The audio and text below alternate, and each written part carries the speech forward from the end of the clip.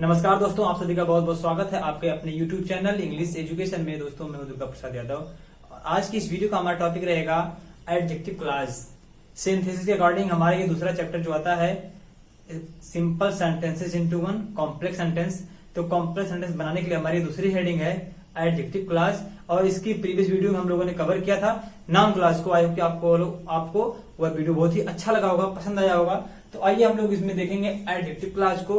तो adjective clause actually होता क्या है और इसके काइंड्स भी कुछ होते हैं कि नहीं होते हैं, और इसका प्रयोग करके हम लोग दो या दो से अधिक सिंपल सेंटेंस को मिला करके एक कॉम्प्लेक्स कैसे बनाएंगे, हम लोग पहले उसके बारे में कुछ डिस्कस कर लेते हैं। तो आपको बता दें कि एडजेक्टिव क्लॉज हमेशा वाक्य में, जैसा कि आप उसका नाम है या एडजेक्टिव, तो हमेशा एडजेक्टिव का ही कार्य करेगा। ठीक है ना, एडजेक्टिव का काम करेगा और वह हमेशा देखिए कहाँ आएगा, किसी रिलेटिव प्रोनाउन के पास या तो फिर किसी रिलेटिव एडवर्ब, ठीक है ना, से वो प्रारंभ होता है। किसी रिलेटिव प्रोनाउन या किसी रिलेटिव एडवर्ब, ठीक है ना।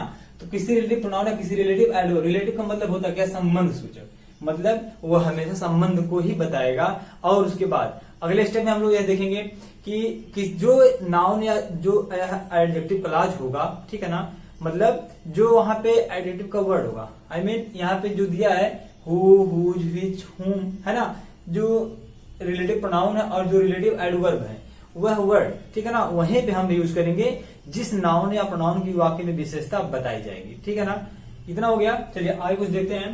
कह रहा है कि एडजेक्टिव क्लॉज वाक्य में जिस व्यक्ति या वस्तु की विशेषता बतलाता है ठीक उसी के पास हम लोग उसका प्रयोग करते हैं। ठीक है ना, एक बार शुरू से देखते हैं हम लोग। देखिए एडजेक्टिव क्लॉज एक ऐसा क्लॉज होता है जो वाक्य में एडजेक्टिव का कार्य करता है तथा किसी relative pronoun who, whose, which, whom etc या relative adverb who, when, why, where, how से प्रारंभ होता है। ठीक है ना, इतना तो पता है इससे ये प्रारंभ होता है। तो यह बात स्पष्ट है, क्लियर है कि यही जो दिए हैं यहाँ पे दोनों मिला करके यही इतने ही होते हैं एडजेक्टिव क्लॉज। ठीक है ना, तो हमें इनके यूज से बनाना है, मतलब यह जो है इसी से प्रारंभ होगा। ठीक है ना, तो हम पहले एग्जाम्पल देखेंगे और एग्जाम्पल देने से पहले आपको बता दें कि हम लोग पहले इसका यूज तो हम लोग आप लोग पढ़े ही होंगे पहले से कि हु का मतलब क्या होता है, हुज का मतलब क्या होता है। और इसका जो प्रीवियस वीडियो था हमारा नाउन क्लास का, उसमें भी ये सब वर्ड थे, लेकिन वहां पे कुछ शब्द जो उसका हिंदी अर्थ था वो कुछ का से था, जैसे कि कब, कि कहाँ, कि कौन, कि कितना। ठीक है ना, लेकिन यहाँ पे कुछ का से अर्थ नहीं होगा, जा से होगा। तो उस चीज को हम लोग आगे देखेंगे। पहले एग्जाम्पल देखते हैं।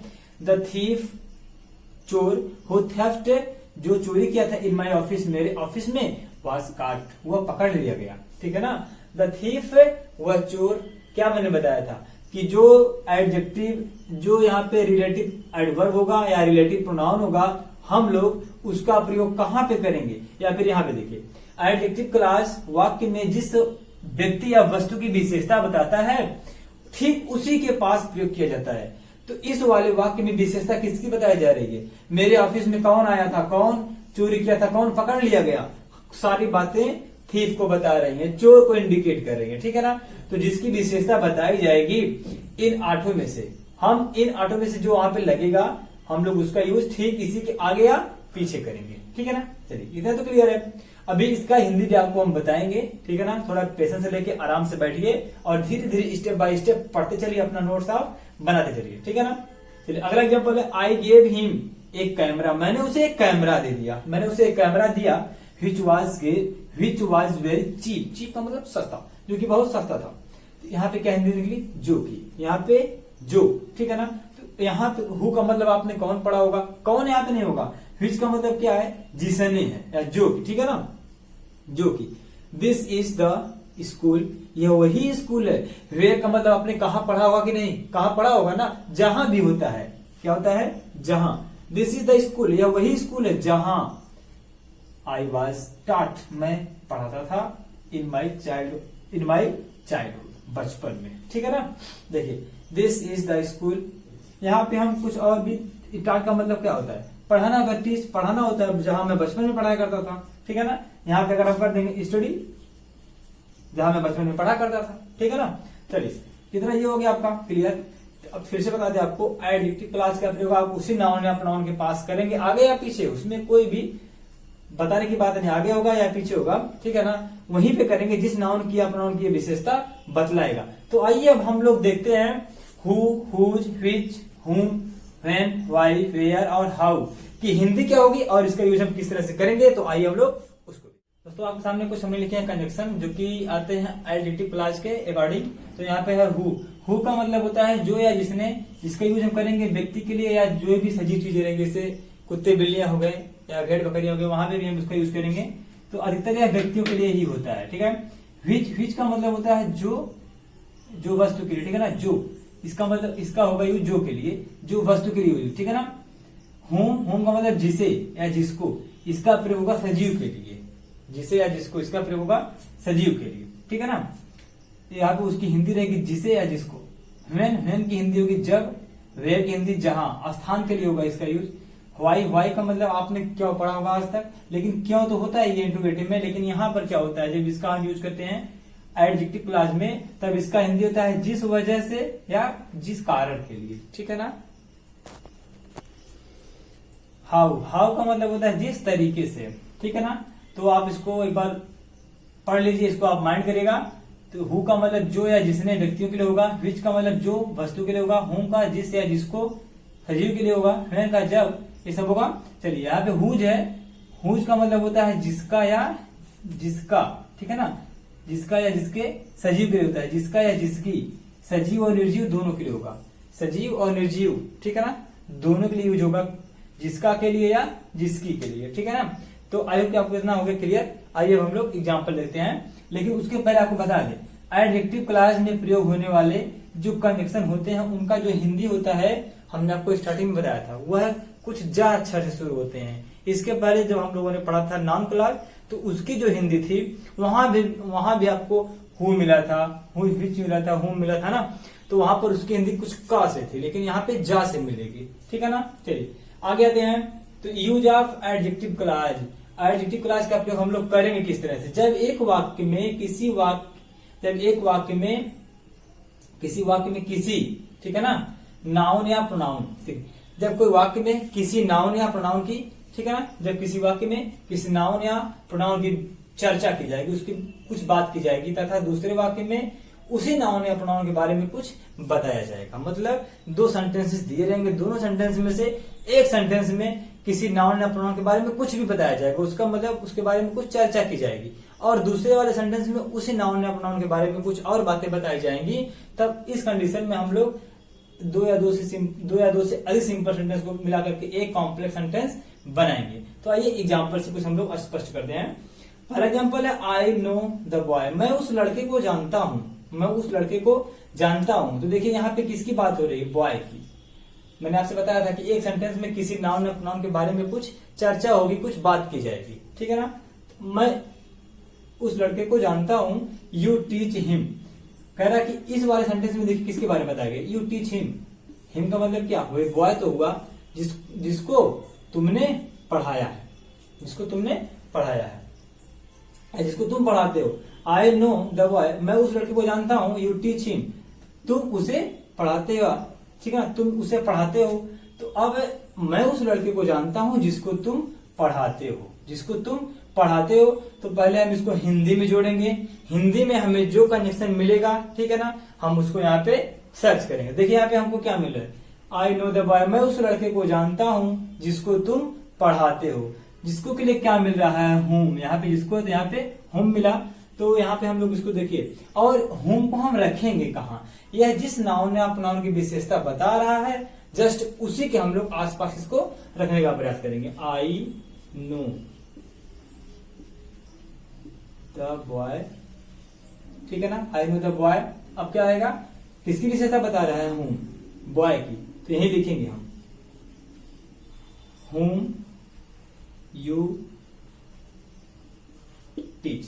अब हिम कहां चला गया, हिम खत्म हो गया, क्योंकि यहाँ पे देखिए हिम का अर्थ अपने आप पूरा हो जा रहा है कि मैं उस लड़के को जानता हूँ जिसको तुम पढ़ाते हो, मैं उस लड़के को जानता हूँ जिसको तुम पढ़ाते हो, ठीक है ना। चलिए इतना क्लियर है। अगला देखते हैं एग्जांपल, आई सा ए डॉग, मैंने एक कुत्ते को देखा, the dog was laying on the road, ठीक है ना, the dog was laying on the road. तो मैंने कुत्ते को देखा, पहले वाले वाक्य में कुत्ते के बारे में बताया जा रहा है, कुत्ते के बारे में कुछ बात कही जा रही है, ठीक है ना।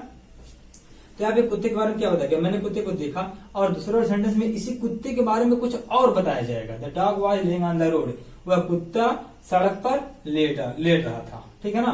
तो देखिए पहले वाले सेंटेंस में डॉग का नाम लिया गया और दूसरे वाले सेंटेंस में उसी डॉग के बारे में कुछ बताया गया। तो इसका मतलब क्या, इसका मतलब कि हम इस दोनों सिंपल सेंटेंस को मिला करके एक कॉम्प्लेक्स सेंटेंस इजिली बना सकते हैं, ठीक है ना। तो चलिए यहाँ पे हम लोग देखेंगे कौन सा हमारा एडजेक्टिव क्लॉज यूज होने वाला है। आई सा द बॉय, मैंने, आई सा ए डॉग, आई सा ए डॉग, मैंने एक कुत्ते को देखा जो कि सड़क पर लेट रहा था। मैंने एक कुत्ते को देखा जो कि सड़क पर लेट रहा था, जो कि जो, ठीक है ना, जो सड़क पर लेट रहा था, जो के लिए क्या आएगा, हु आएगा। ऐसा ए डॉग, मैंने एक कुत्ते को देखा, हु, जो अब आ गया यहाँ पे, तो यहाँ पे जो ये नाउन दिया था यहाँ पे खत्म हो जाएगा। ऐसा a dog who was laying on the road, who was laying on the road, ठीक है ना। चलिए कह रहा कि आई सा ए डॉग, मैंने कुत्ते को देखा, हु यहाँ पे क्यों यूज किया, क्योंकि नाउन की विशेष, यहाँ पे जो नाउन है डॉग, इसी की विशेषता बताई जा रही है। तो हमने आपसे बताया था कि जहां पे जिस नाउन की विशेषता बतलाई जाएगी, हम हमेशा उसी नाउन के आसपास में उस एडजेक्टिव क्लॉज को रखेंगे, ठीक है ना। तो अगला हमारा एग्जांपल है, द मैन वाज काट, वह व्यक्ति पकड़ा गया, ही स्टोल माई वॉच, इसने मेरी घड़ी को चुराई थी। तो इसको हमें बनाना है, चलिए इसका भी देखते हैं। द मैन, वह व्यक्ति पकड़ा गया, ठीक है ना, वह व्यक्ति पकड़ा गया। कौन व्यक्ति, जिसने या जो, क्या आप यहाँ पे अपने मन से कुछ लगाएंगे कंजक्शन, यहाँ पे जो आपको समझ में आएगा। तो द मैन, ठीक है ना, इतना हो गया, जिसने, द मैन, ठीक है ना, द मैन या जिसने या जो, आपको जो समझ में आएगा आप लगा लेंगे। The man who stole my watch,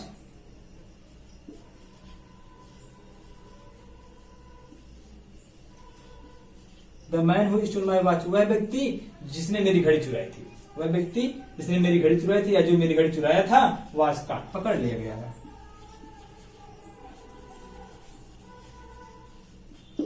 ठीक है ना। एक बार फिर से देखते हैं कि यहाँ पे क्या था, हु लगाए हैं हम, हु क्यों लगाए हैं, क्योंकि यहाँ पे मैन की विशेषता बताई जा रही है, ठीक है ना। तो यह था adjective clause.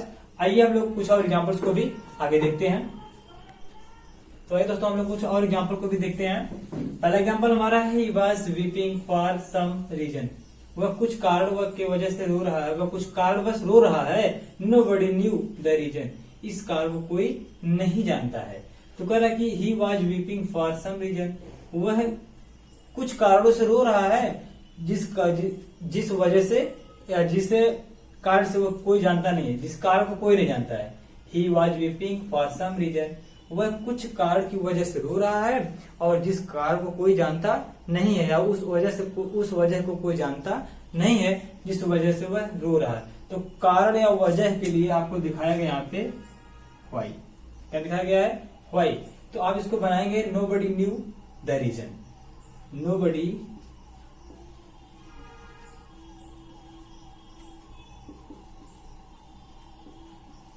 New the reason, nobody knew the reason, उस कारण को कोई नहीं जानता है, व्हाई,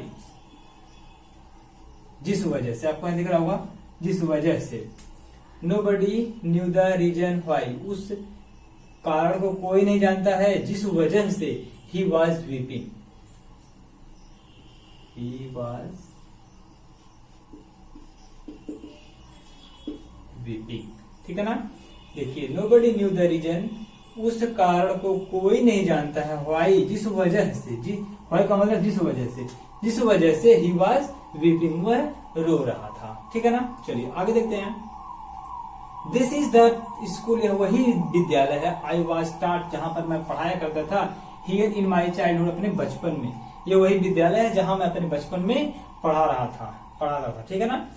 तो क्या कर रहा है, दिस इज द स्कूल, है वही स्कूल है। पहले वाले वाक्य में स्कूल के बारे में, स्कूल का नाम लिया गया, स्कूल के बारे में चर्चा हुई, ठीक है ना। और दूसरे वाले सेंटेंस में स्कूल के बारे में बताया जाएगा, आई was taught here in my childhood, मैं इसी विद्यालय में अपने बचपन में पढ़ाता था। तो कह रहा कि this is the school, this is the school, ठीक है, दिस इज द स्कूल। अब यहाँ पे कह रहा है कि यह वही स्कूल है जहां मैं अपने बचपन में पढ़ाता था। जहां के लिए क्या होगा, वेयर, जहां के लिए वेयर होगा। This is the school where I was taught. तो कह रहा है कि दिस इज द स्कूल, यह वही स्कूल है वेयर जहां पर आई was taught in my childhood. यहां से हियर का निकल गया, हियर इज निकल गया, यहाँ पे वेयर आया तो बता रहा है कि जहां पर, तो यहाँ पर लिखने की कोई जरूरत नहीं है। तो दिस इज द स्कूल, या वही स्कूल है, स्कूल की विषय, स्कूल के बारे में कुछ बताया गया, यह स्कूल एक ऐसा नाम था, तो इसके बाद तुरंत आ गया एडजेक्टिव क्लास। उसके बाद I was start in my childhood, यह वही विद्यालय है जहां पर मैं अपने बचपन में पढ़ाया करता था। चलिए, my father gave me a pen, मेरे पिताजी ने मुझे एक पेन दिया। इट वॉज लॉस्ट, जो कि खो गया। जो किसके लिए आएगा, वस्तुओं के लिए आएगा, और जो पेन एक वस्तु ही तो है। तो my father gave me a pen, my father gave me a pen, ठीक है। फिर विच, पेन की विशेषता होता है तो विच रहेगा यहाँ पे, which was lost. My father gave me a pen, मेरे पिताजी ने मुझे एक पेन दिया, विच वॉज लॉस्ट, जो कि खो गया। दोस्तों, आज का था हमारा ये छोटा सा वीडियो, आई होप आपको बहुत पसंद आया होगा, और पसंद आया तो वीडियो को लाइक करें, वीडियो को शेयर भी करें। अगर आप हमारे चैनल पर नए हैं तो चैनल को सब्सक्राइब भी करें, और वीडियो को लास्ट तक देखने के लिए थैंक्स।